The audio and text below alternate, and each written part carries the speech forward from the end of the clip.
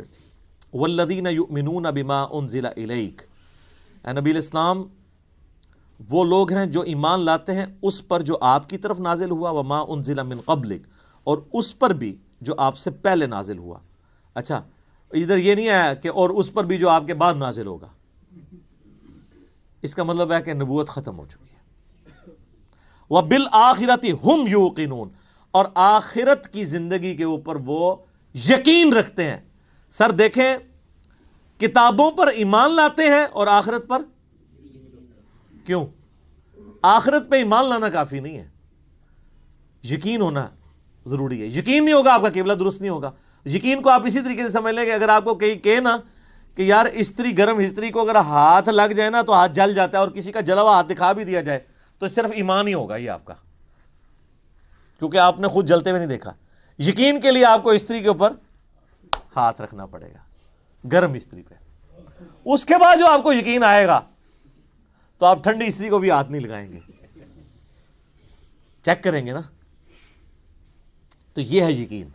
آخرت کا یقین انسان کا قبلہ درست کرتا ہے، ایمان والا معاملہ. اچھا قادیانی اس کے اندر بھی جو ہے وہ 2 نمبری کرتے ہیں. وہ بالآخرۃ ہم یوقنون میں وہ کہتے ہیں کہ یہ جو آخرہ اس سے مراد ہے جو اس کے بعد نازل ہوا، حالانکہ وہ قرآن کے اسلوب میں بیٹھتا ہی نہیں ہے. ویسے کوئی بےمانی کرنا شروع کر دے علیحدہ بات ہے، وہ تو قرآن اپنے اسلوب میں بالکل کلیئر ہے.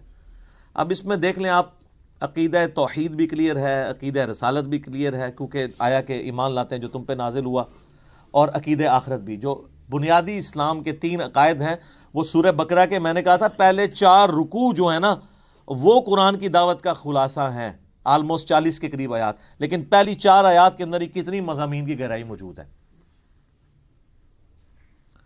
تو آپ سے پہلے یعنی تورات اور انجیل اور باقی صاحب یعنی اولڈ ٹیسٹمنٹ، نیو ٹیسٹمنٹ، اس پہ بھی ایمان لاتے ہیں، اور آپ پہ جو نازل ہوا. ظاہر ہے کہ جوز اور کرسچنز کو چونکہ یہ پتا تھا کہ اللہ کی کتاب ہے، پروفیسیز موجود تھیں.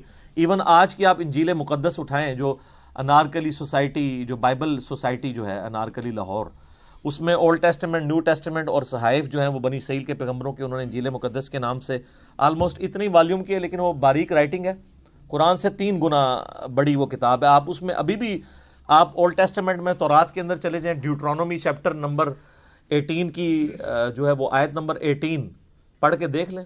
اے موسیٰ علیہ السلام میں تیرے ان کے یعنی امتیوں کے بھائیوں میں سے تیری مانند ایک رسول اٹھاؤں گا.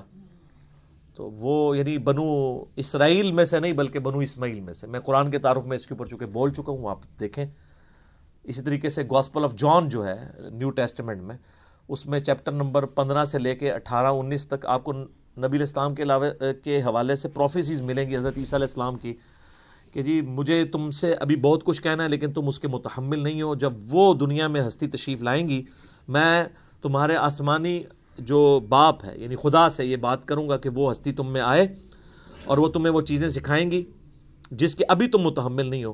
وہ اللہ تعالیٰ ان کے منہ میں اپنا کلام ڈالے گا، وہ اپنی خواہش نفس سے کچھ نہیں کہیں گی، وہ وہی کہیں گی جو اللہ ان کو وہی کرے گا.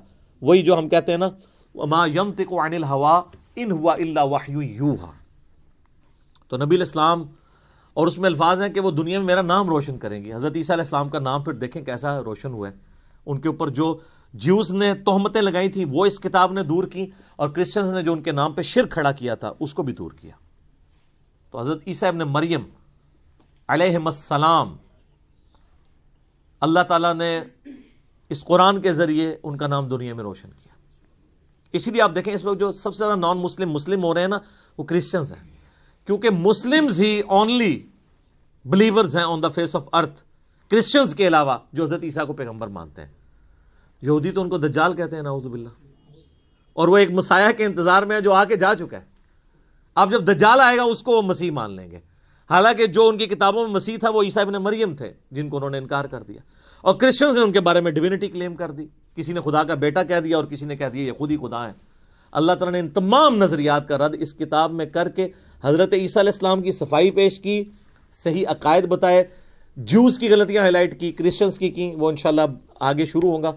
اب آگے جو ہے وہ انسانیت میں جو 3 گروہ ہیں ان کا ذکر آئے گا کہ یہ تو ایمان والے جو گروہ ہیں ان کے بارے میں، بلکہ ایک آیت اس کے ساتھ آپ اگر جوڑ ہی لیں تاکہ یہ مضمون مکمل ہو جائے.